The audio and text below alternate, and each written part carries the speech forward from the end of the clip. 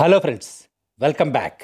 ఆచార్య దెబ్బతో హిట్ కోసం కసిగా ఉన్న కొరటాల శివ డైరెక్షన్లో ఆర్ఆర్ఆర్తో పాన్ ఇండియా స్టార్గా మారిన యంగ్ టైగర్ ఎన్టీఆర్ హీరోగా, అలనాటి అందాల రాసి శ్రీదేవి కూతురు జాన్వీ కపూర్ హీరోయిన్గా, సైఫ్ అలీ ఖాన్ ప్రతినాయకుడు పాత్రలో తెలుగులో తెరంగేట్రం చేసిన movie Devara part 1. Fans high ఎక్స్పెక్టేషన్స్తో పాటు జనరల్ ఆడియన్స్ని కూడా ఎంతో ఎగ్జైటింగ్గా ఎదురు చూసేలా చేసిన ఈ సినిమా ఈరోజు థియేటర్స్లో రిలీజ్ అయింది. మరి మూవీ ఎలా ఉందో ఈ రివ్యూలో చూసేద్దాం.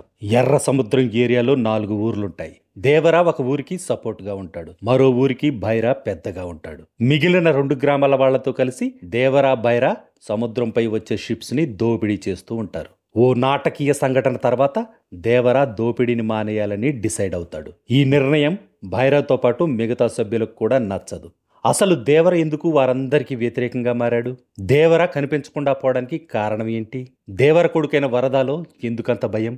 వరదతో తంగం లవ్ స్టోరీ ఎలా సాగింది? తన తండ్రి దేవర కోసం వరద ఏమైనా చేశాడా? చివరికి దేవర స్టోరీ ఎలాంటి మలుపులతో ముగిసిందనేదే మిగతా కథ.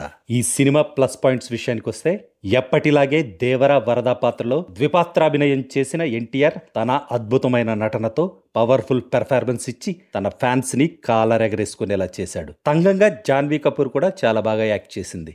భైరాగా సైఫ్ అలీ ఖాన్ కూడా సూపర్. సినిమా ప్రీ క్లైమాక్స్ లో వచ్చే అండర్ వాటర్ సీక్వెన్స్ ఈ మూవీకి పెద్ద plus point. Rathnavelu cinematography, Anirudh background music కూడా ఈ సినిమాకి ప్లస్ పాయింట్స్. ఇక మైనస్ పాయింట్స్ విషయానికి వస్తే, సినిమా స్థాయికి తగ్గట్టుగా లేని కథనం. జాన్వీ కపూర్ ఎన్టీఆర్ల మధ్య లవ్ ట్రాక్ కూడా ఎక్స్పెక్టేషన్స్కి రీచ్ అయ్యేలా లేకపోవడం, సినిమా మొత్తానికి ఒకే రేంజ్లో హైప్ని మెయింటైన్ చేయలేకపోవడం, చాలా ఎక్కువ క్యారెక్టర్స్తో ఆడియన్స్లో కన్ఫ్యూజన్ క్రియేట్ చేయడం, కథలో మెయిన్ థీమ్ సూపర్ ఉన్నా కూడా కథనంలో చేసిన మిస్టేక్స్ వల్ల అక్కడక్కడ తప్ప వావ్ అనిపించే సీన్స్ సినిమా మొత్తం కంటిన్యూ చేయలేకపోవడం. ఫైనల్ గా ఎన్టీఆర్ పవర్ఫుల్ యాక్టింగ్ తో పాటు feel good emotions, wild action sequence తో కూడిన ఈ విజువల్ వండర్ ఎన్టీఆర్ ఫ్యాన్స్ కి అద్భుతంగా అనిపించినా మిగతా ఆడియన్స్ కి మాత్రం హైప్ కు తగ్గ రేంజ్ లో సినిమా లేకపోవడం వల్ల యావరేజ్ అనిపించవచ్చు. That's all in this review friends. మళ్ళీ నెక్స్ట్ రివ్యూలో కలుసుకుందాం.